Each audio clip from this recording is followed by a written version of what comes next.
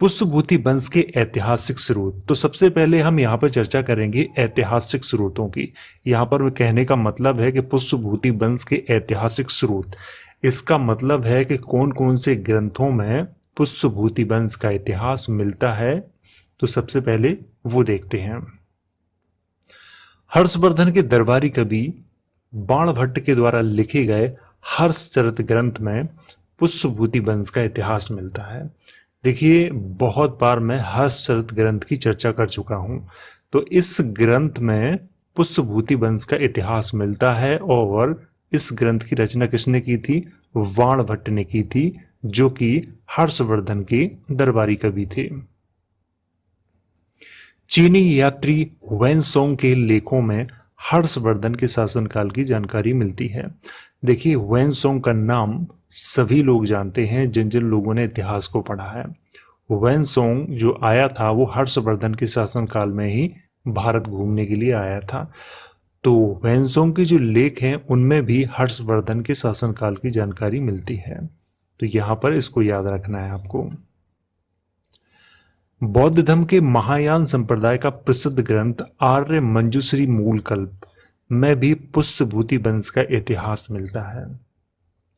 तो यहां पे आपको याद रखना है कि आर्य मंजूश्री मूलकल्प एक बौद्ध ग्रंथ है जो कि महायान संप्रदाय का है। तो उसमें भी पुष्यभूति वंश का इतिहास मिलता है।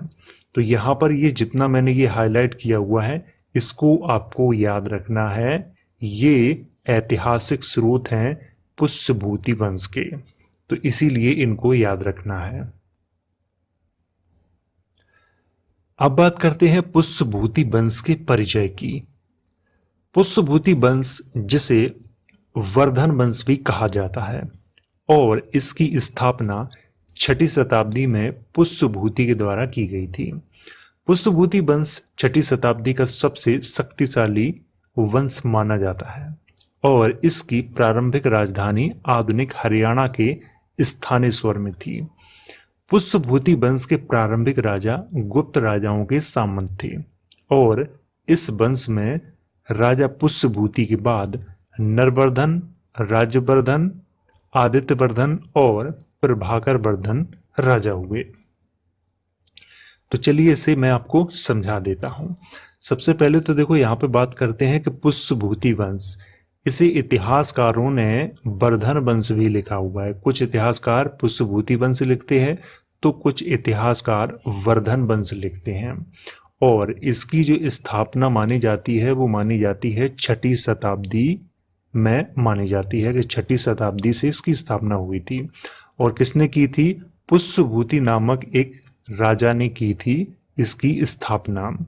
लेकिन उस समय वो स्वतंत्र राजा नहीं थे। ये पुष्यभूति ये गुप्त राजाओं के अधीन अपना शासन चलाते थे, यानी कि गुप्त राजाओं के ये सामंत थे। तो इन्होंने ही की थी पुष्यभूति वंश की स्थापना।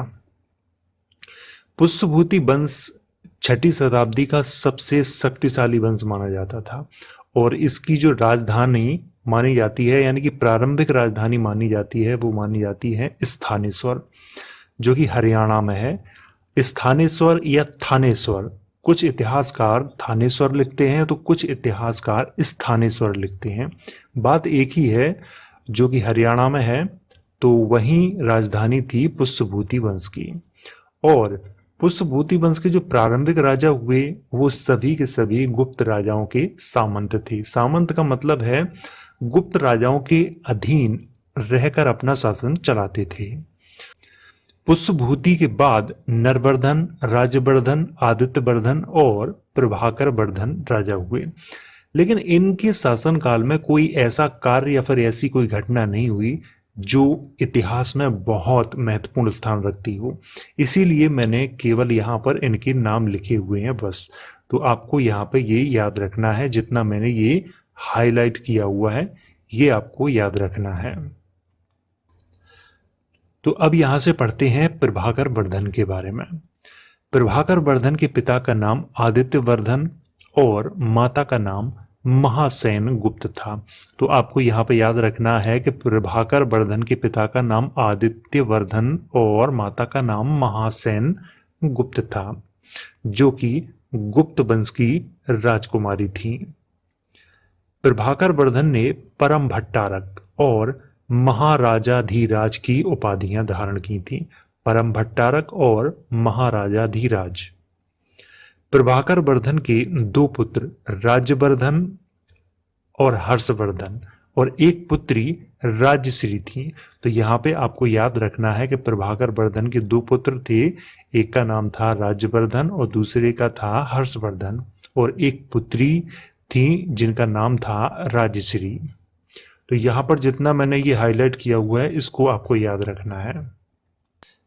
प्रभाकर वर्धन की पुत्री राजश्री का विवाह मौखरी वंश के अंतिम राजा ग्रहवर्मा के साथ हुआ था। मैं आपको यहाँ पे बताना चाहूंगा कि मौखरी वंश के बारे में मैं आपको पढ़ा चुका हूँ। अगर आपने वो वीडियो नहीं देखा है तो लिंक है डिस्क्रिप्शन बॉक्स में, या फिर इस वीडियो के अंत में वो वीडियो आपको मिल जाएगा, तो उसे आप जरूर देखें ताकि मौखरी वंश का इतिहास आपको अच्छे से समझ में आ जाए। और मौखरी वंश के ही अंतिम राजा थे जिनका नाम था ग्रहवर्मा। ग्रहवर्मा के साथ राजश्री का विवाह हुआ था। राजश्री प्रभाकर वर्धन की पुत्री और हर्षवर्धन की बहन थी। तो ये आपको यहाँ पे याद रखना है। चलिए मैं आपको एक कहानी सुनाता हूँ।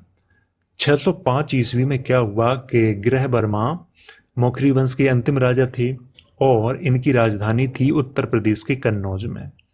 मालवा के राजा उस समय थे देवगुप्त, जो कि गुप्त वंश के राजा थे, और उसी समय बंगाल के राजा थे गौड़ वंश के राजा जिनका नाम था शशांक। शशांक और देवगुप्त की अच्छी दोस्ती थी। दोनों ने मिलकर क्या किया कि ग्रहवर्मा की राजधानी कन्नौज पे आक्रमण कर दिया 605 ईस्वी में, और ग्रहवर्मा की हत्या कर दी थी। ग्रहवर्मा की हत्या करने के बाद उसकी जो रानी थी राजश्री, उनको बंदी बना लिया था और वहीं कन्नौज में ही जेल में डाल दिया था। और उस समय पुष्यभूति वंश के राजा थे राज्यवर्धन, जो कि हर्षवर्धन के बड़े भाई थे।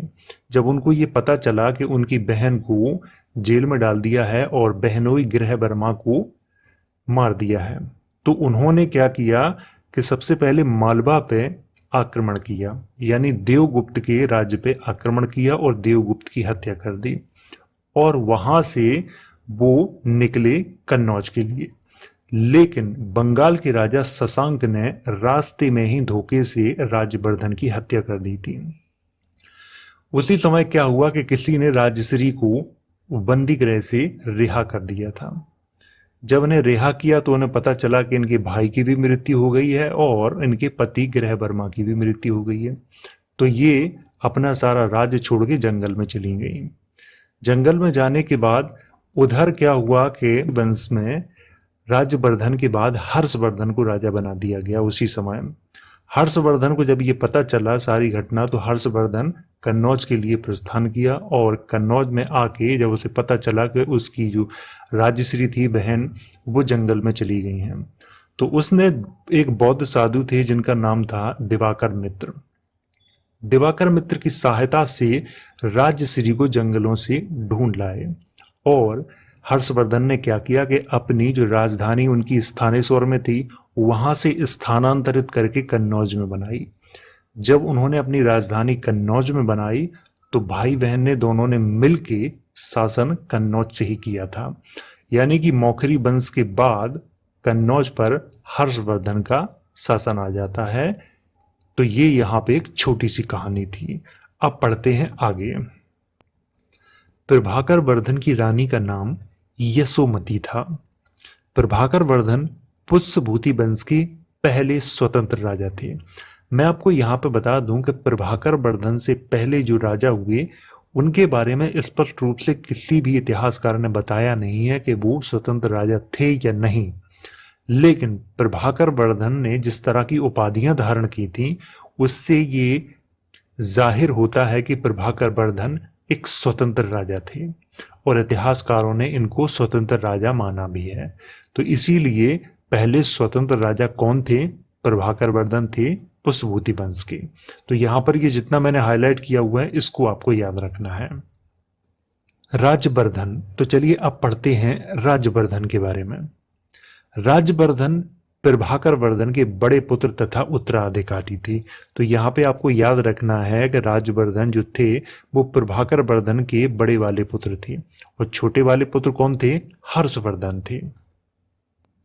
देखिए, अभी मैंने एक आपको कहानी सुनाई थी, तो वो सेम कहानी यहाँ पे लिखी हुई है। मैं कहानी को दोहराऊंगा नहीं, लेकिन यहाँ पे आपको थोड़ा समझा देता हूँ। राजवर्धन के ही शासनकाल में 605 ईस्वी में क्या हुआ था कि मौखरी वंश के जो अंतिम राजा थे ग्रहवर्मा, उनकी हत्या मालवा के राजा देवगुप्त और बंगाल के राजा शशांक ने कर दी थी। इनकी हत्या के बाद, ग्रहवर्मा की जब हत्या हो गई, इसके बाद क्या किया कि जब ये समाचार किसको मिला? राजवर्धन को मिला। तो राजवर्धन ने क्या किया था कि मालवा के राजा देवगुप्त की हत्या कर दी थी। हत्या करने के बाद वो कन्नौज की तरफ बढ़े और रास्ते में शशांक जो कि बंगाल के राजा थे, उन्होंने राजवर्धन की हत्या कर दी थी। राजवर्धन की हत्या के बाद यहाँ कन्नौज में जो बंदी गृह में बंद थी राजश्री, किसी ने उनको बंदी गृह से निकाल दिया था। जब ये समाचार उन्हें मिला कि उनके पति और बड़े भाई दोनों की हत्या हो गई है, तो वो जंगल में चली गई थी।